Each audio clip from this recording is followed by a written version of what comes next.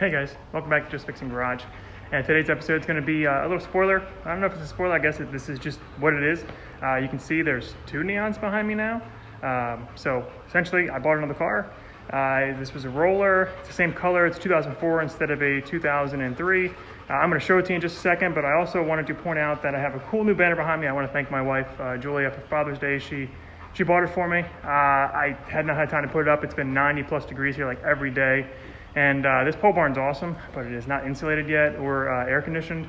That was a goal before this COVID stuff, but since wood prices are so high and I want to frame everything in, I'm probably going to wait till next year. But anyway, let's get into it. I'm going to show you the banner real quick, and we'll check out the car.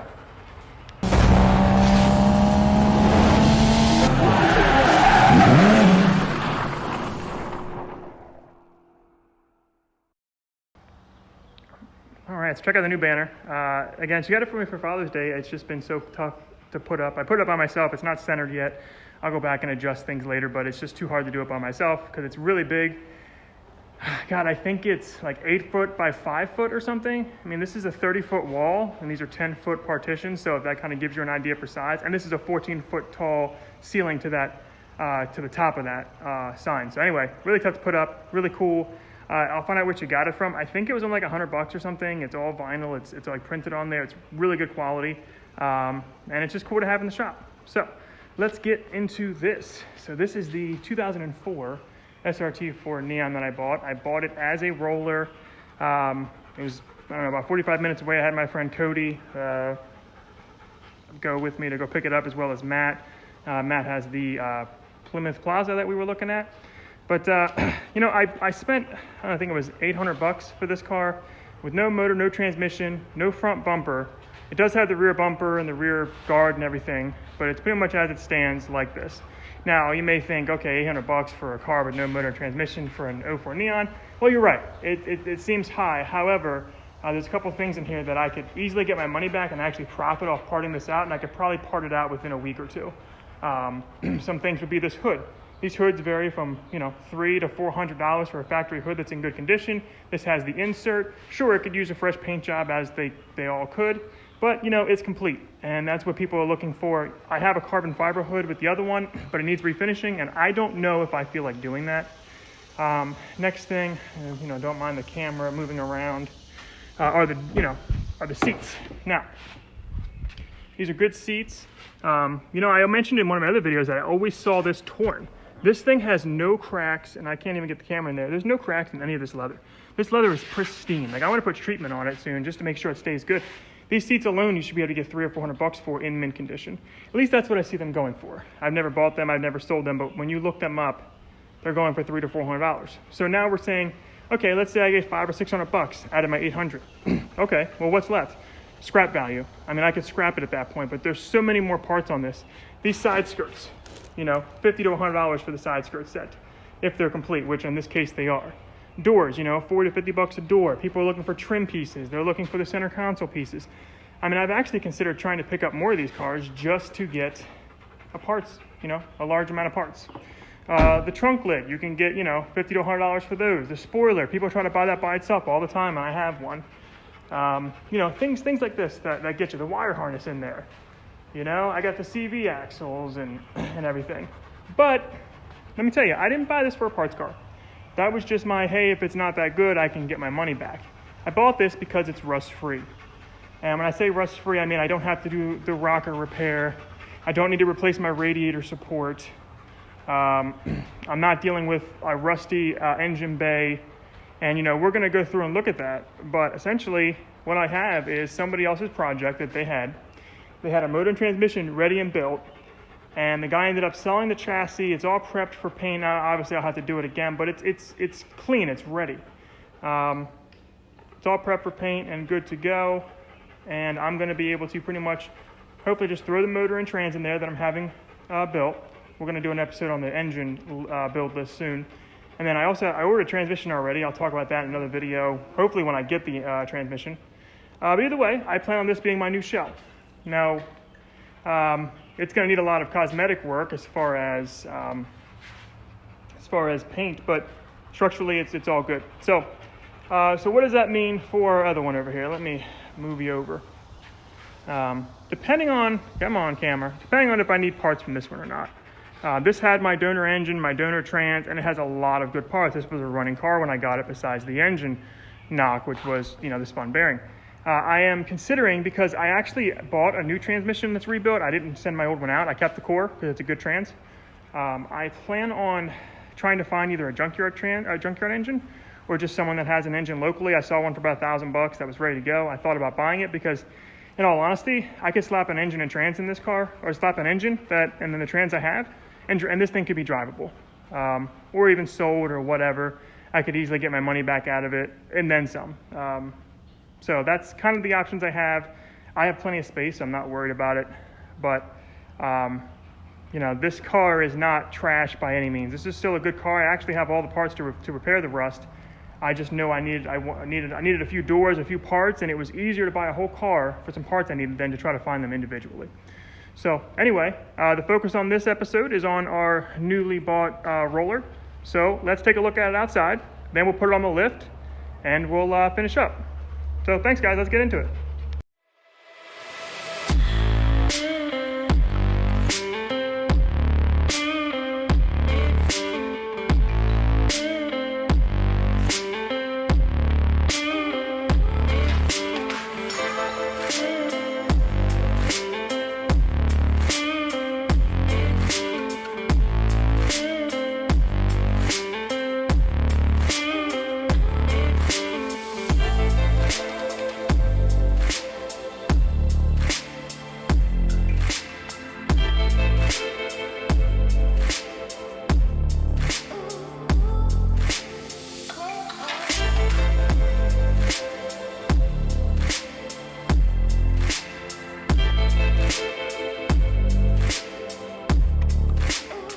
All right, let's do a quick review of it while it's out here in the daylight.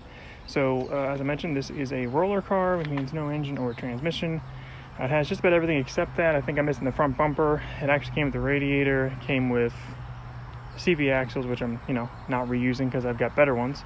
But what was nice about this car is the lack of rust so far that I'm seeing. We're going to look at it on the lift and get a better idea.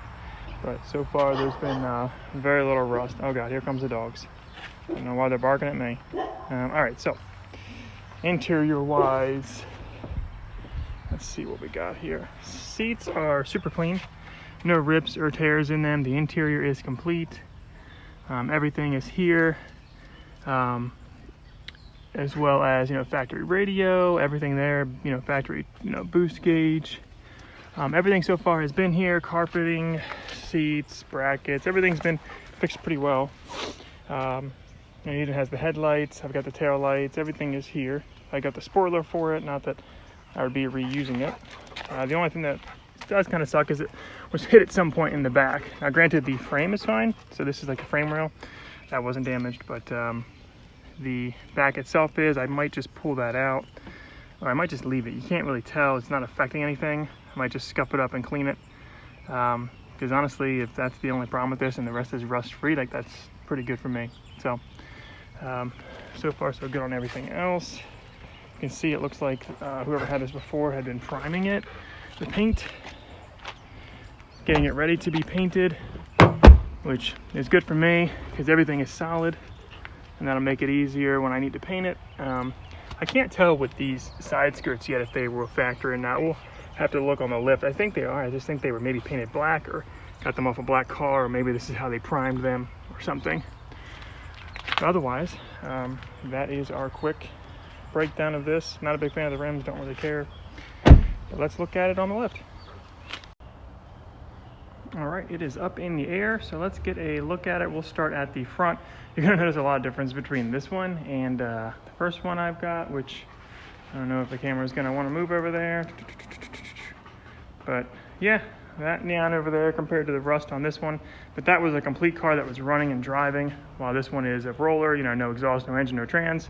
So obviously you're going to get, better, you can get a better car, but nothing else in it. So start with the front end. This has got a little dent in it, but not bad. Probably can just straighten that out. I don't think it's actually been an accident or anything. It's just maybe hitting a bump or something. The other car over there is actually rusted out here. I bought a piece to replace it, but that's neither here nor there. Now you're gonna notice all the way around, we had this unbolted because it was seized up. It's gonna need a brake job all the way around. And I'm getting I already have new control arms, so that didn't bother me. I'm getting new shocks, so really nothing here matters. Spindles are fine, you know, it's gonna get all new ball joints and everything like that, but everything is solid. You could already see from the top, I mean, this is clean, there's no rust here, everything is nice and solid. I don't have to worry about any of that. Even painting wise, it looks very clean, so I don't have to mess with that too much. Over here, similar situation where everything's gonna need to be replaced. As far as the brakes, rotors, you know, control arm, I'm getting new sway bars anyway when I do this. This is, you know, that's just normal routine maintenance stuff. This car sat for a few years with just a cover over it. It does have the power steering pump there, not that I need it. I already have all of that, but you know, parts are parts, so I'll take anything extra I can get. Moving on down. So again, something we noticed on our last one was this was completely rotted out where I was putting my hand through it. And right now, this is a solid body. I need to pop these off and get a really good look, but there's nothing under here. We've got rust on the pinch welds, but that's it. Like, this isn't rusting through. This is nice and solid. And even if it did need any repair, it's so minimal compared to the other car. But I mean, you can just see here, this is still solid metal. I don't know if I can get the camera to turn. This is still solid. It's completely rotted out on the other car. So I might be able to hit this with like a wheel, maybe even add a piece of metal here to reinforce all this, to strengthen it. But that'd be good. If we go to the passenger side, it is the same conversation. You know, all still one solid piece of metal. You know, we've got the typical chipping here, but that's, heck, my cars are 2014 and it's doing that. That's not a problem. So all in all, no rust there. We've got some rust on these. I don't know if they're trailing arms or what they're called here, but that's not a problem either. That probably would get replaced. Actually, I've already looked at the replacements for those because any suspension parts I'm just going to replace. Same thing in the back. It's going to need rotors, calipers. I'll probably get coilovers to go with everything. Probably new lower control arms here. Let's see. And same on this side. So all in all, everything is pretty clean. Let me switch you around. All right, now from the back, you can get a better idea of that being pushed in. Again, it can probably just be pulled out, scuffed up and painted and be good to go. From the inside, you can't actually really tell, but 100% pullable, not really a big deal. And I may, again, just clean it up, prime it so it doesn't rust, and then slap a bumper over it because my frame rails, which are the structural part, are straight. There's no damage to there. This looks like someone backed into a bumper or someone drove and hit them and just kind of left it there. It looks like a lot of dry, rotted evap hoses. I guess I should expect that. Again, not an issue. $2 in hoses. So I don't know if you've kind of can tell, I'm probably going to make this my chassis because it's such a cleaner vehicle as far as rust, and then swap over parts from the other car that I want. And then I may just put a stock motor and trans in that one. But anyway, yeah, brakes all the way around. You can see the rust is not bad. We've got this little cap that's rusty. I don't know, I think they're all like that. Every single one I've seen, even like clean ones.